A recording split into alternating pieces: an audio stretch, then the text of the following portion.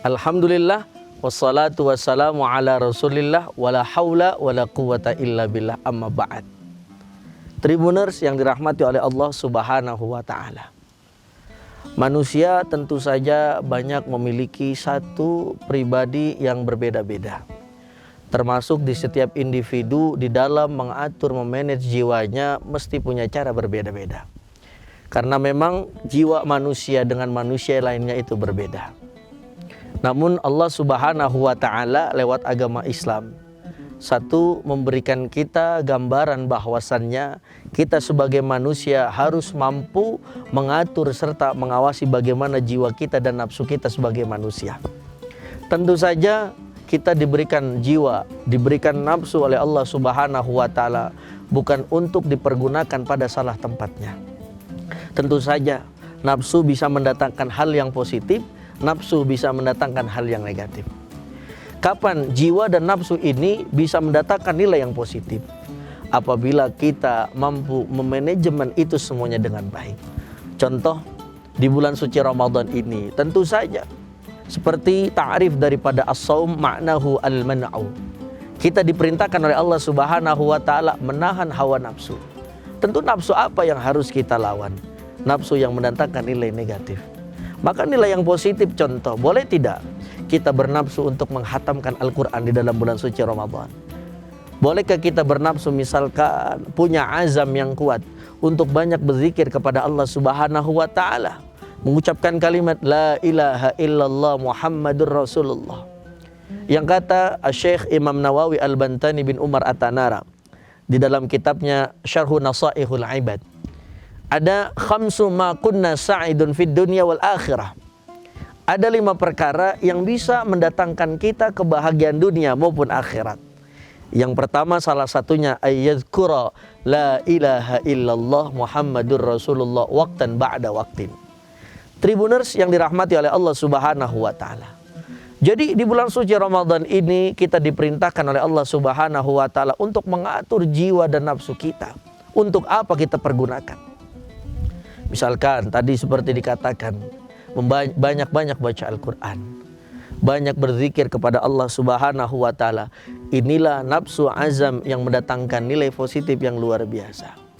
Namun bagaimana cara memanajemen nafsu yang memang kadang-kadang meledak-ledak, terutama para kaum muda. Kaum muda biasanya itu tidak bisa menjaga hawa nafsunya, terutama nafsu yang mendatangkan hal-hal yang negatif.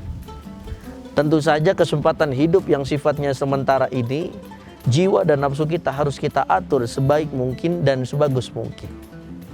Nafsu jiwa yang bisa mendatangkan kita ingat kepada Allah subhanahu wa ta'ala. Jiwa yang hebat adalah jiwa yang setiap menitnya, jiwa yang setiap detiknya, jiwa yang setiap jamnya tidak luput dari mengingat Allah subhanahu wa ta'ala. Dan tentu saja jiwa yang tak luput dari mengingat apa yang baginda Nabi Muhammad sallallahu alaihi wasallam ajarkan. Dulu ada khulafaur rasyidin, namanya Sayyidina Abu Bakar As-Siddiq, Sayyidina Umar ibn al-Khattab, Sayyidina Uthman ibn al-Affan, Sayyidina Ali ibn Abi Talib. Beliau-beliau semuanya adalah khulafaur rasyidin yang memimpin setelah kepemimpinan Rasulullah sallallahu alaihi wasallam. Apakah mereka tidak mempunyai jiwa dan nafsu? Tentu saja mereka punya. Tentu saja nafsu beliau semuanya, jiwa-jiwa beliau semuanya, karena memang dekat kepada baginda Nabi Muhammad sallallahu alaihi wasallam, tentu saja termanajemen dengan baik dan benar. Maka apakah kita bisa seperti beliau-beliau? Oh, tentu saja bisa. Maka banyak-banyaklah untuk mengatur itu semuanya, pergi ke majelis taklim. Kita datangin para ulama-ulama, kita datangi para masyayikh, kita datangi para habaib, kita datangi para kiai, para ustadzah untuk menambah vitamin daripada kehidupan kita, terutama nilai positif. Sebab apa? Makin banyak kita datang ke tempat yang baik, makin banyak kita berkecimpung di dalam lingkungan-lingkungan yang baik, maka itu semuanya akan menjadi hal yang baik. Namun sebaliknya, ketika kita tidak mau pergi ke majelis taklim, sedangkan majelis taklim itu adalah satu teori, satu cara untuk mengedepankan kebaikan jiwa dan nafsu. Bayangkan kita tidak mau datang ke majelis taklim, kita tidak mau pergi bertanya kepada ustadz dan ustadzah serta masyayikh para habaib ketika kita menemukan satu problematika. ketika misalkan ada gonjangan-gonjangan dalam hidup, maka mari sama-sama di bulan suci Ramadan ini kita perhalus jiwa dan hawa nafsu kita. Tidak kita gunakan kecuali untuk berazam beribadah kepada Allah Subhanahu wa taala. Tribuners yang dirahmati oleh Allah Subhanahu wa taala. Karena memang pada akhirnya nanti jiwa kita akan dicabut oleh Allah Subhanahu wa taala. Sebagaimana firman Allah Subhanahu wa taala di dalam surah Al-Fajr ayat 27 sampai 30. Ya ayyatuhan nafsul mutmainnah irji'i ila rabbiki radiyatan mardiyah fadkhuli fi ibadi wadkhuli jannati.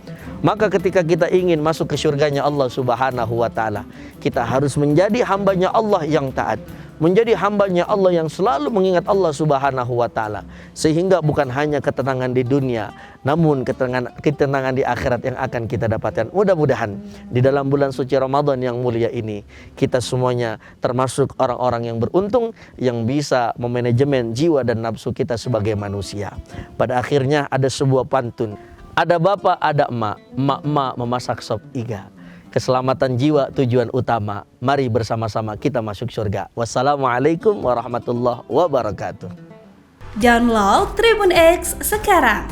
Menghadirkan lokal menjadi Indonesia.